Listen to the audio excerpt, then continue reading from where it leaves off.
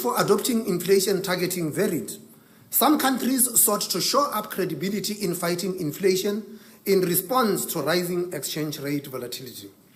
Others introduced inflation targeting because of problems experienced with the targeting of monetary aggregates.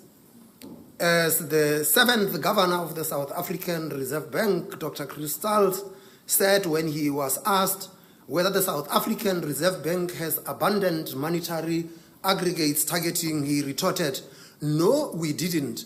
Monetary aggregates abandoned us." For South Africa, the choice of implementing inflation targeting was considered prudent after the large cost and lack of transparency of the SAP's previous eclectic approach to monetary policy. But it also came in the aftermath of the 1998 Rand depreciation, during which period we also blew the little reserves that we had, and we ramped up a massive oversold dollar forward position to the tune of some $26 billion.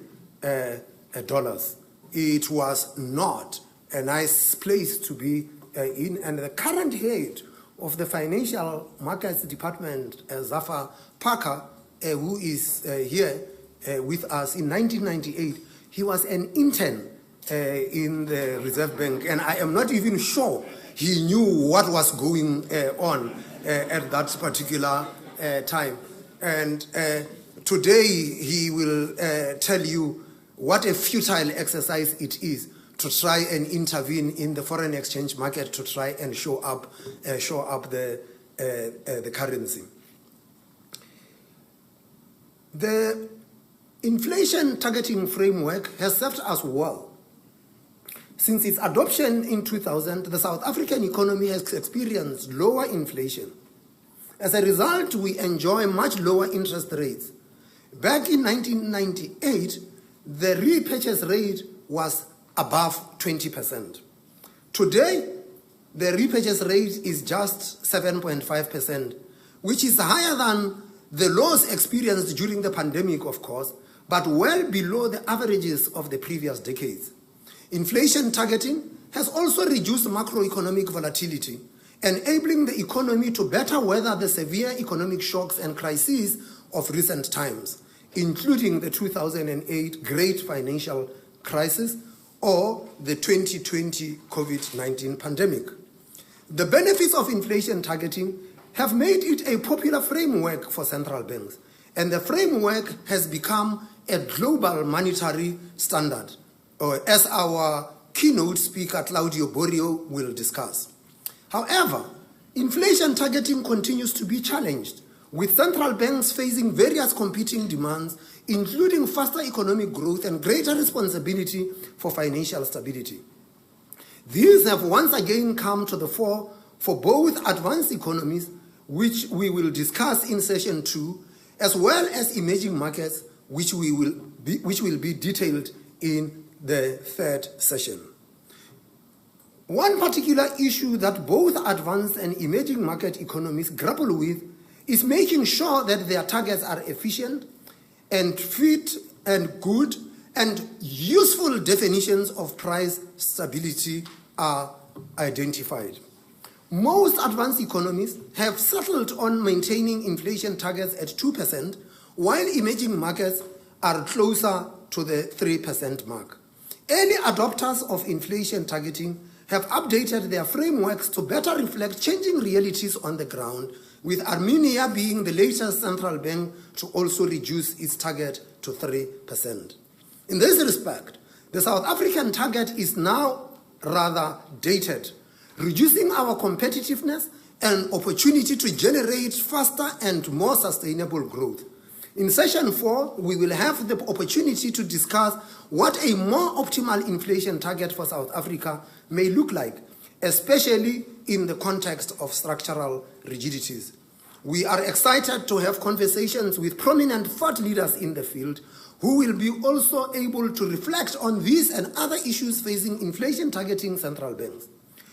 Open discussions like these are important for how we think about the trajectory for global macroeconomic policy over the medium term and what that means for the path of inflation targeting within the South African context. In my many years in public service, I have come to think of inflation targeting much like Winston Churchill's viewed democracy. It is the worst form of governance except for all others. Research conferences like this should at least bring us closer to learning from our mistakes, and my hope is that we walk away with a few much needed lessons for the future.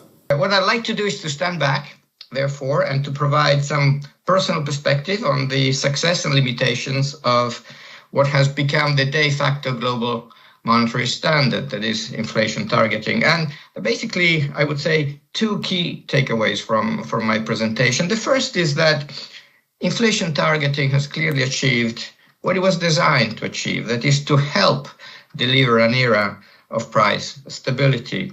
And that's, of course, is no mean feat, given that price stability is a precondition for prosperity. However, I do worry that to be fit for purpose longer term, it needs to adapt in ways that do not really figure prominently in current debates. And by that I mean a more systematic consideration of the long-term damage that financial factors can create for the economy, more systematic consideration of the importance of safety margins in the operation of policy, and all this grounded in a realistic view of what monetary policy can and cannot deliver. So the roadmap of my presentation, I will briefly recall, if you like, the success story, which is probably the more uncontroversial part. Then I will turn to the limitations of the framework, which is the more controversial part. And then I will propose some refinements. Now, I prefer not to show graphs during presentation and just speak, but what I will be delivering is effectively a lecture that I gave some time ago, and you can actually look at the graphs that will substantiate the various points that I will be making, which of course are based on research that I have carried out over 30 years or so. Okay, first of all, I think we need to define the inflation targeting regime, and here I would define it as having three key features. The first is numerical targets for inflation. The second is doing away with intermediate targets, monetary targets or the exchange rates. And finally, a supporting communication strategy to strengthen transparency and accountability. Now, looking back, inflation targeting had a rather hesitant and inauspicious beginning, because it was adopted initially, at least in countries that had tried everything else and had failed. Thinking, for example, of New Zealand, Canada, and the UK. You could say, if you wanted to be quite strong about this, and rather almost in desperation.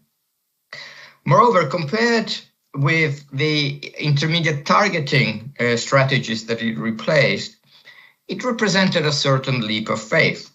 Until then, I recall very, very clearly as I was studying at university, the issue was how to achieve a given objective, given the sort of tenuous relationship or possibly unstable relationship link between instruments and goals, the so-called control problem.